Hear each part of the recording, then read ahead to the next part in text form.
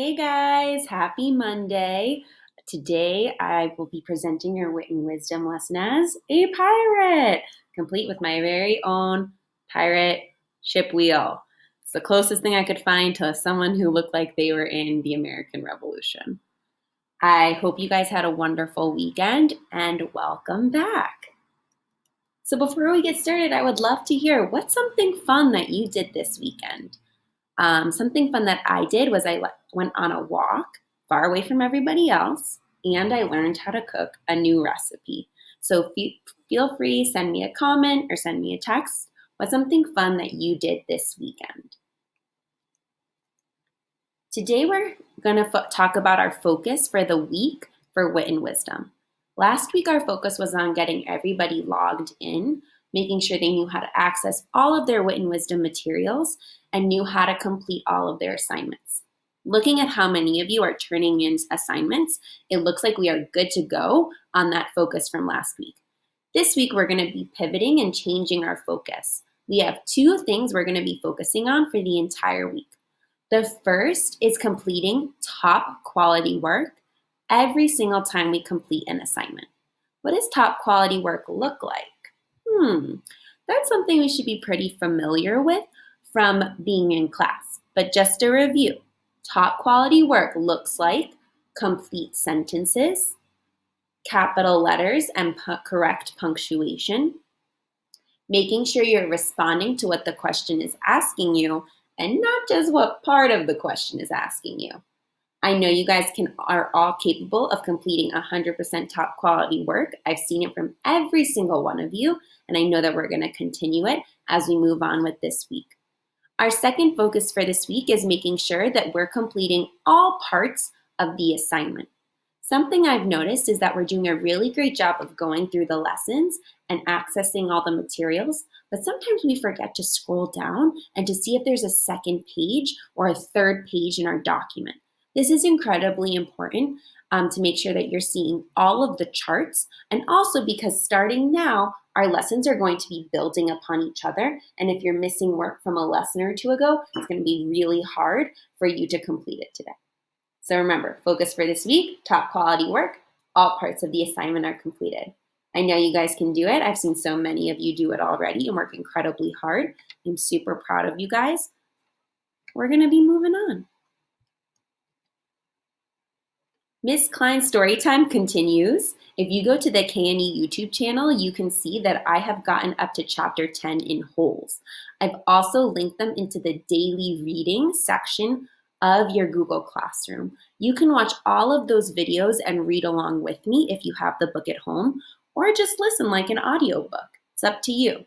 Remember that when we finish the book, you do get to take an AR quiz, which is a really great way to add one more book to the amount of books you've read this year. So I'd love to see you guys come along and read wholes with me. So far, it's really good, even at only chapter 10. We are going to be moving on. Remember, it's sushi time. We have to answer our questions. This is a continuation of Friday's lesson. So you're going to notice that our content framing question is actually the same question that we were asking on Friday. Remember, our essential question for Module 3, why is it important to understand all sides of a story? Focusing question 4, what drove the Patriots to fight for their independence from Britain? And our content framing question for Friday and today, what does a deeper exploration of elements of historical fiction reveal in chapters 7 through 9 of Woods Runner? On Friday, we talked about what makes Woods Runner historical fiction. We know that characters like Samuel did not exist in real life, but the things that Samuel experienced in Pennsylvania in 1776 did really happen to real people. So we want to make sure we keep that in mind.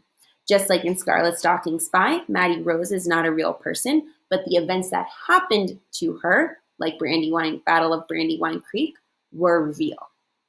We're going to dive deeper into the different elements of historical fiction from chapters 7 through 9 of Woods Runner today, and we're going to be moving on with our writing.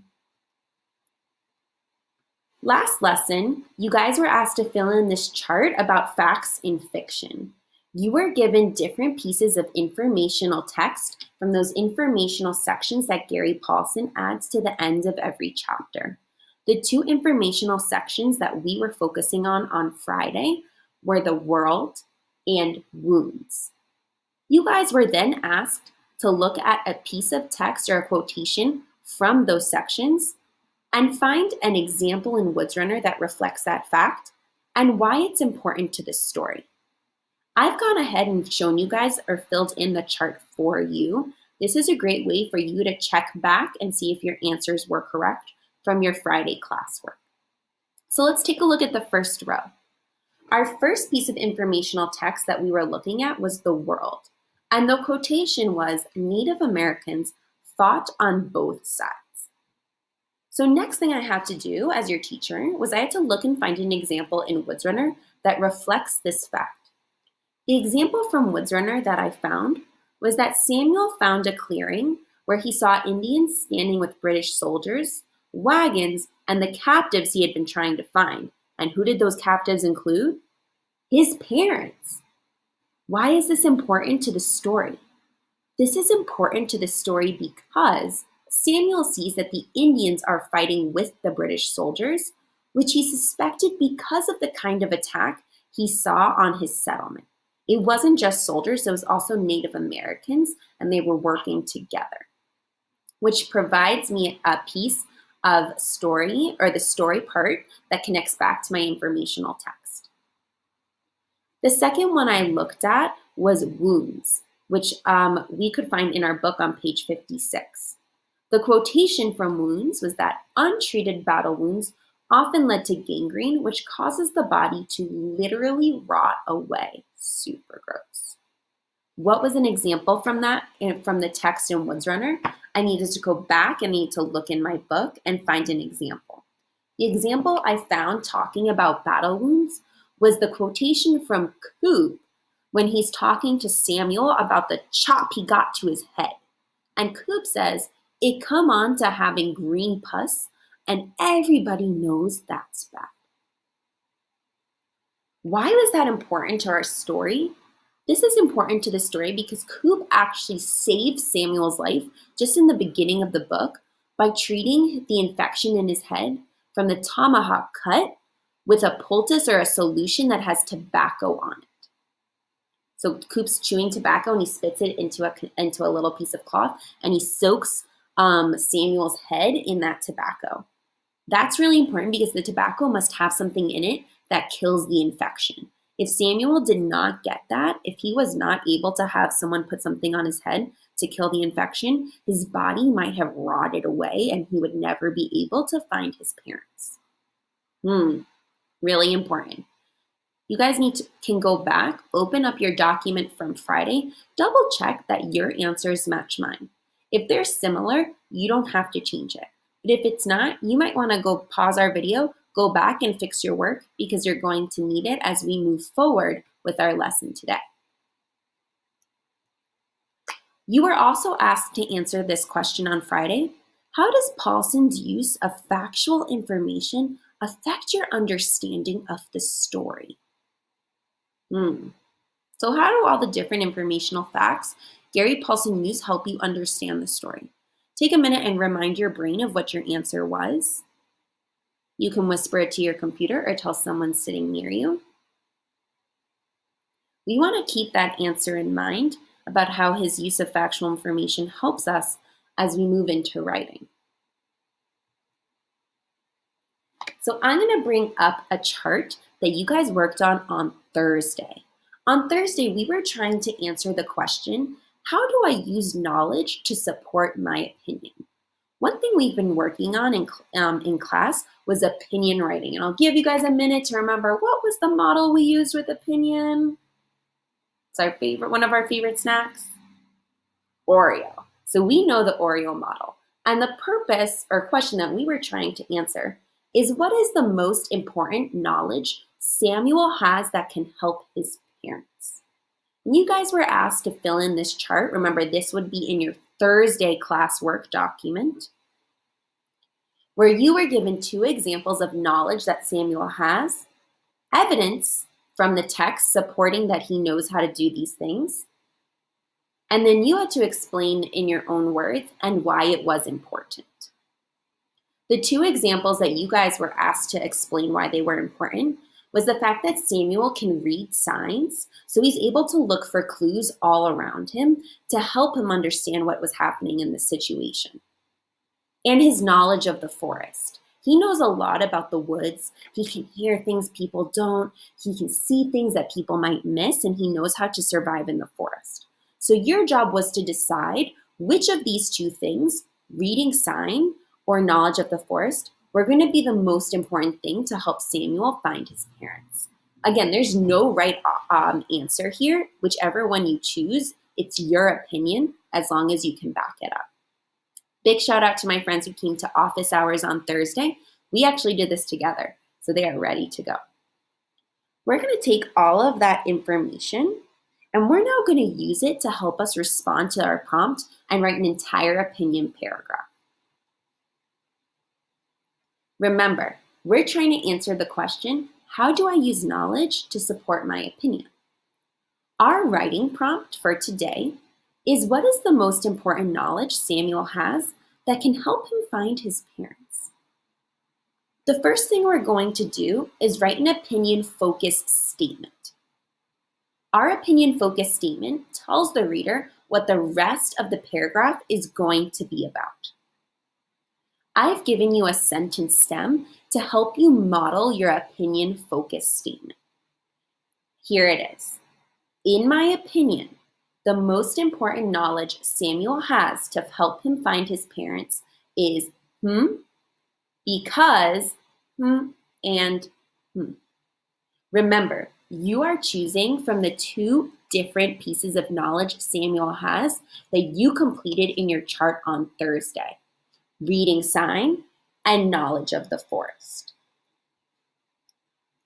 I'm going to help you by modeling for you how I would write my focus statement. After I model for you how I'm going to write my focus statement, your job is to go into your document, Monday, April 20th classwork, and to write your own focus statement responding to our prompt. Remember, you are answering this off of the knowledge you gathered from your Thursday classwork. So you are deciding if knowledge of sign, being able to read sign, or knowledge of the forest, which one of those two is the most important. So let's take a look at my model. Here's my example.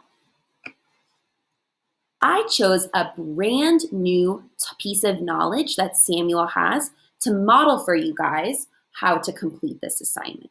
Remember, you are not choosing this example because this is not one that you completed on your own. This is just to help you understand how to finish this assignment.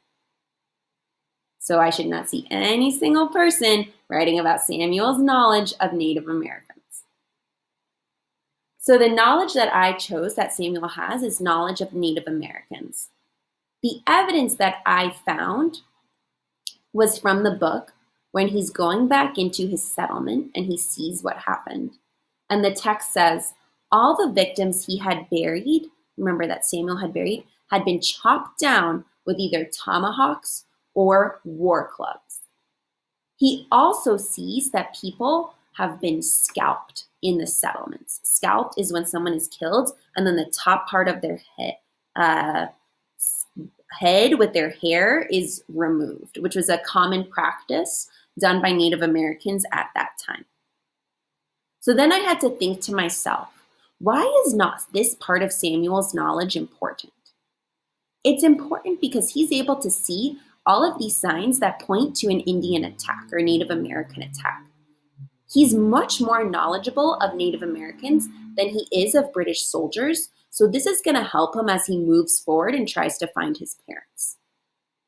Samuel can also anticipate or predict their behavior. Because he knows a lot about the Native Americans that live where he grew up, he might be able to predict what they're going to do next, or where they're going to bring his parents next. So now that I've looked back at my chart, I need to look at the sentence stem I need to fill in for my opinion-focused statement. Let's review. So our sentence stem is, in my opinion, the most important knowledge Samuel has to help find his parents is because and I now need to take that sentence stem and fill in the blanks based off of the knowledge that I'm modeling for you guys with Samuel's knowledge of Native Americans. So let's see what I did.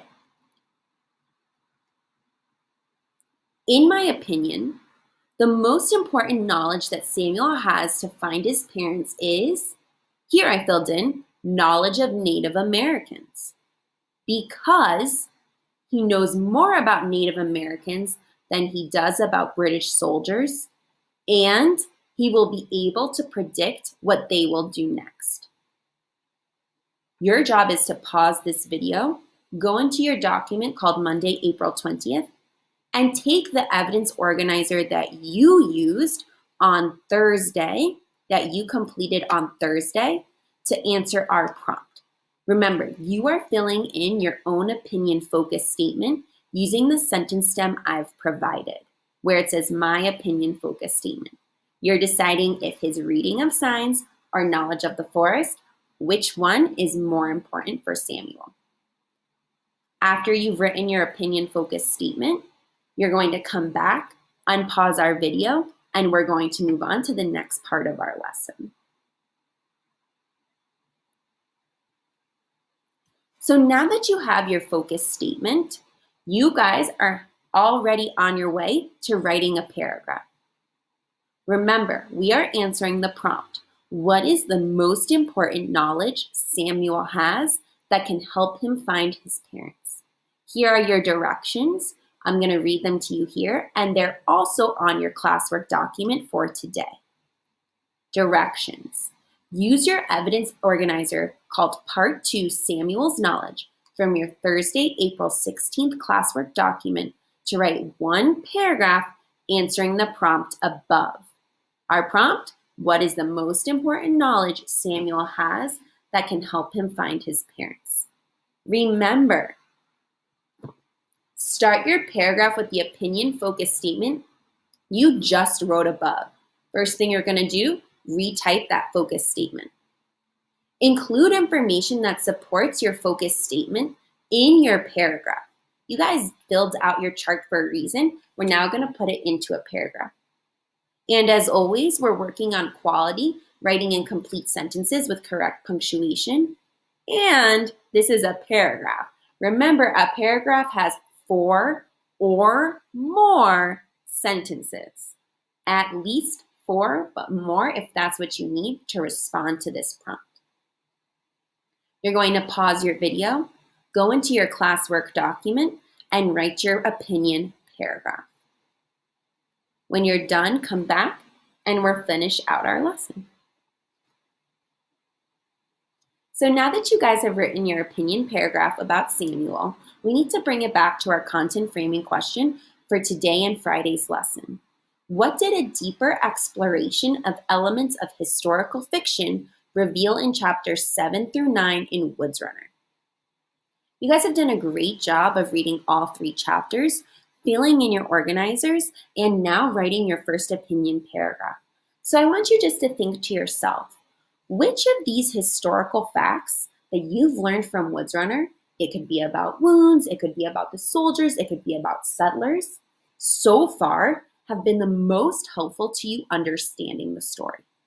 You can whisper it to your computer, you can tell someone sitting by you. Great job, guys! That's brought us to the end of our lesson, Bravocado! But wait, before 8 o'clock today, make sure, 1, you complete your work in the document called Monday, April 20th classwork. 2, click the Turn In button at the top so you can submit your work and get credit. A lot of us are completing great work but forgetting to submit it so you can get a grade. You especially want to do this so you can get feedback on all of your hard work. Remember to practice your fluency with the passage that's posted under the daily reading section. And then make sure you read for 30 minutes and complete your daily reading and fluency log. This is going to be very important as we move forward so we can see how much you guys are reading and what awesome work you're doing. I hope you all have a wonderful rest of your Monday. I hope you have lots of focus, and remember our focusing points for wit and wisdom. Remember, if you're watching this lesson and you're confused on what to do, please come to office hours. Today, my office hours are 10:30 to 11:30. We can work through our paragraphs together. I hope to see you there. Have a wonderful rest of your Monday.